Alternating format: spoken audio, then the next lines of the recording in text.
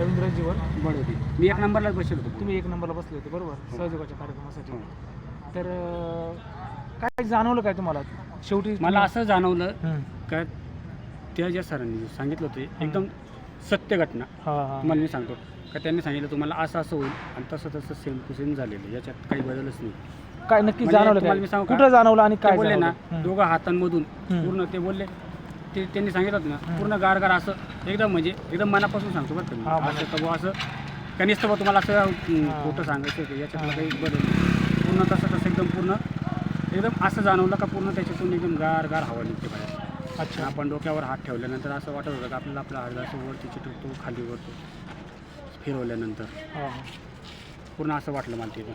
आता तुम्हाला मनात कसं शांतता वाटते का? एकदम शांत पूर्ण विशेष नाही आता. असा अनुभव कधी यापूर्वी आला होता का तुम्हाला? यापूर्वी कधीच नाही. पूर्ण शांत. तुम्हाला एकदम ते जेव्हापासून बोलले ना का सगळं सोडून द्यायचं असतं, सगळं आपण ते क्षमा केली ना हां. तेव्हा सगळंच विसरून गेलो, समजून विषय संपून गेला असं.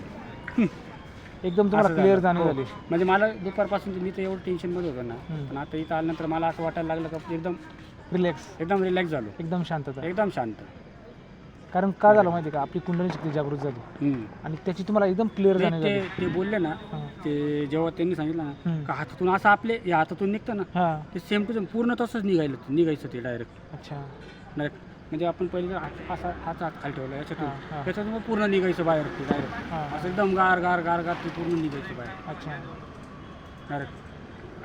सांगा तुम्ही आता याच्यावर. त्याच्यावर असं झालं. म्हणून मी हं. इथं आलो, तुम्हाला मी सहज विचारलं हं. तुम्ही ॲड्रेसवर दिसले ना का हां. म्हटलं इथं कार्यक्रम किती वाजता आहे? म्हणजे उद्या उद्या आहे. संध्याकाळी 6:30 वाजता कार्यक्रम, 6:30 वाजता आहे ना? फॉलोअपचा कार्यक्रम आहे. हो. तुम्ही नक्की या. हो आणि तुम्हाला इतकी क्लिअर जाणीव झाली, तुम्ही जर महिनाभर जरी ध्यान केलं ना, हो तुम्ही एकदम पुढच्या पुढं खूप म्हणजे भलं होईल आपलं. आपली आजार बरी होतील, आपली जॉबमध्ये आपलं हो ना. प्रमोशन होईल आता आणि मी सगळं चांगलं आता होईल. बाकी जे अवयव आहे ना हां. मी सगळे इंग्लिशमध्ये म्हणजे मी सगळे ते अवयव सगळे इंग्लिशमध्ये ओळखतो. मी पहिल्यांदा मराठीमध्ये पाहिजे इथं.